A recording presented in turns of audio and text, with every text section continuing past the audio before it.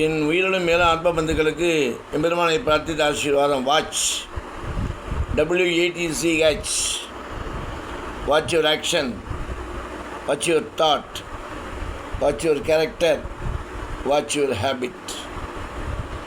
அது மாதிரி இந்த வாட்சுன்றதுக்கு இவ்வளோ அர்த்தத்தோடு இருக்குது. ஏன் வாட்சுன்னு சொன்னால், வாட்ச்சு அந்த மூமெண்ட் ஆகிட்டே இருக்கும்.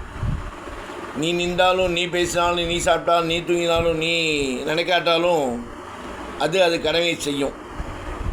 அது மாதிரி ஒன்று சுற்றி இருக்கா, எப்படி இருந்தாலும் ஏதாக இருந்தாலும் உன்னுடைய சத்தியமான தர்மமான செயல்களையும் செயல்பாடுகளையும் செய்ய வேண்டும் என்பதற்காகவே அது ஒப்புக்கொள்ளப்பட்டுள்ளது.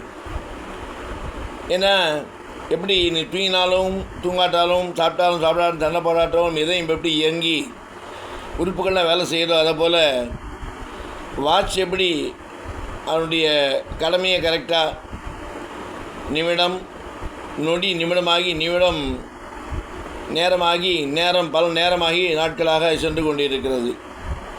அதே போல் எது எப்படி இருந்தாலும் ஒவ்வொரு நொடியும் ஒவ்வொரு நிமிடமும் நம்முடைய வாழ்நாளில் வாழ்க்கையில் முக்கியமானது என்பதை புரிந்து கொள்ள வேண்டும். புரிந்து கொண்டு நாம் செயலாற்ற வேண்டும் என்பதற்காகவே வாட்சுன்னு போட்டிருக்கு. இன்னொருத்தர் நம்மளை தப்பாக பேச, இன்னொருத்தர் நம்மளை தப்பாக நினைக்கிற, இன்னொருத்தர் நம்மளை தப்பாக சொல்கிறான்றதுக்கோசரம் நம்ம செயல்களை செய்யாமல் இருக்கக்கூடாது. வாட்ச் நிற்குதா இல்லையே, நீங்கள் சொல்லலாம் ஜடம்ன்ட்டு, ஜடமாக இருக்கட்டும், ஜடமே சைத்தன்யமாகும். அது மாதிரி ஜடம் மாதிரி நம்ம மனசையும் எண்ணத்தையும் செயல்பாடு வச்சுருந்தா தான் நம்ம செய்யக்கூடிய நல்ல பணிகள், நல்ல செயல்கள், தர்ம சிந்தனைகள், தர்மமான வழிகளை நாம் செல்ல முடியும். அதற்கு நாம பலமே நம்மை உய்விக்கும் என்பதற்காகவே வாட்சோட கம்பேர் பண்ணி சொல்லியிருக்கு. அதனால் வாட்சை போல் நம்முடைய காலத்து நேரத்தையும் வீணாக்காமல், தொலைக்காமல் நல்லதை செய்வோம், நல்லதை நடத்துவோம், நல்லதை நினைப்போம் என்று கூறிக்கொண்டு ராமானுஜரின் திவ்ய திருவடிகளே சரணம்.